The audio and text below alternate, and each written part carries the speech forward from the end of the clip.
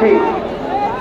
হেফাজতে ইসলাম বাংলাদেশ এই দেশ জাতি মানবতা প্রদেশের ইসলাম ও মুসলমানদের বিরুদ্ধে দেশি বিদেশি যে কোনো চক্রান্তের প্রতিবাদ করার জন্য রুখে দেওয়ার জন্য সবসময় প্রস্তুত হয়ে আছে। হেফাজতে ইসলাম মধ্যে যায় নাই, বিলীন হয়ে যায় নাই, ঝড়ের মতো আসে, সব ষড়যন্ত্র তসতস করে দিয়ে আবার ঝড়ের মতো পড়ে যায়। আজকে বাংলাদেশের প্রত্যেকটা সীমান্ত আমেরিকা, চীন, ইন্ডিয়া সহ পৃথিবীর আধিপত্যবাদ সাম্রাজ্যবাদী শক্তির করার সবাই আক্রান্ত হওয়ার সম্ভাবনা দেখা দিয়েছে বুঝতে না বলে।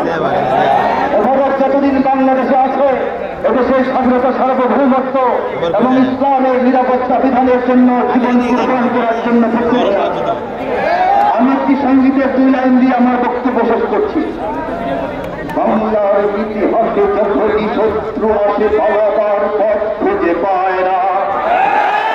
বাংলার ইতিহাসে যখনই শত্রু আসে পালাবার পথ খুঁজে পায় না।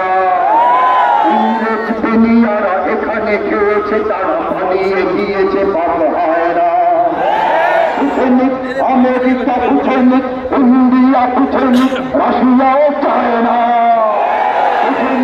আমেরিকা বুঝেনি, ইন্ডিয়া বুঝেনি, রাশিয়াও চায় না। মুমিনের এই মাটি ইমানের এই ঘাটি কিছুতেই কেড়ে দেয়া যায় না।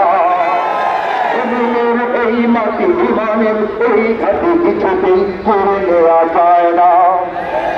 সাহাবায়ে কেরামের আগমনে এই দেশ 1000 বছর আগে ধন্য।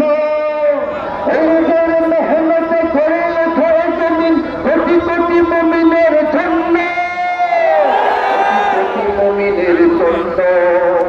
এই মাটির ভাজে ভাজে শহীদের খুন আছে, এ জমিন কখনো শুকায় না, এ জমিন কখনো শুকায় না, এ জমিন কখনো শুকায় না।